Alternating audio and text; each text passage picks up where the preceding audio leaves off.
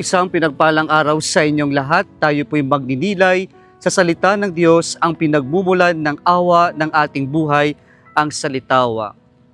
Today, my dear brothers and sisters, we are now on the 5th Sunday of Lent. As we approach the final days of Lent, we are invited to reflect on a powerful and deeply human story, the raising of Lazarus. Sa Ebanghelyo, dumating si Jesus sa libingan ng kanyang kaibigan, subalit 4 na araw nang patay si Lazaro. Para sa mga nagluluksang naiwang kapatid ni Lazaro at mga kaibigan ni Jesus, ay huli na ang lahat. Sa madamdaming mga salita, sinabi ni Marta ang kanilang saloobin ng pagkadismaya na tapos na ang lahat, wala nang pag-asa. Sa punto ng kalungkutan, si Jesus ay tumangis, hindi lang umiyak. Ipinapakita nito na si Jesus ay Diyos at tao. Siya ay Diyos na hindi malayo sa ating paghihirap. Nakikiramay, nakikiisa siya. Alam niya at sasamahan niya tayo sa ating mga pighati. Upang mapatunayan na siya ay Diyos, sumigaw si Jesus ng, "Lazaro, lumabas ka." At lumabas ang taong patay. Ito ang huli o ang ika-7 tanda sa Ebanghelyo ni San Juan na nagpapahayag kung sino nga ba si Jesus.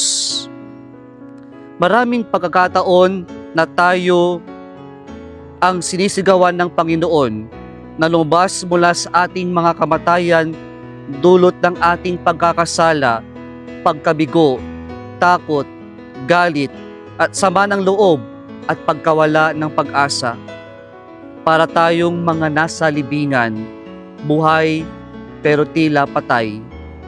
Para tayong mga walking zombies, naglalakad pero walang patutunguhan at nagwawala. One important detail to note when Lazarus came out of the tomb is that he was still wrapped in burial clothes. In response, Jesus instructed them to untie and let him go. This suggests that liberation has a communal spirit. Everyone is needed for one to be raised from the tomb of corruption. We need one another. We need to untie one another through love, forgiveness, prayers, encouragement, and support. The raising of Lazarus to life fulfills the prophecy in the first reading.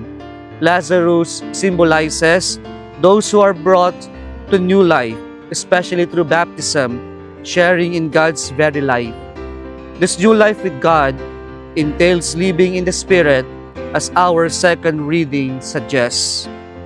Brothers and sisters, sa anong libingan ba tayo nais ng Diyos na bumangon at lumabas? Makinig tayo sa Kanya, sapagkat ang Diyos ang tumatawag. Kapag ang Diyos ang tumawag, maski ang patay ay muling mabubuhay. Lumabas tayo, hindi ito utos ng Diyos, bagkus paanyaya sa bagong buhay. Muli, isang pinagpalang araw sa inyong lahat.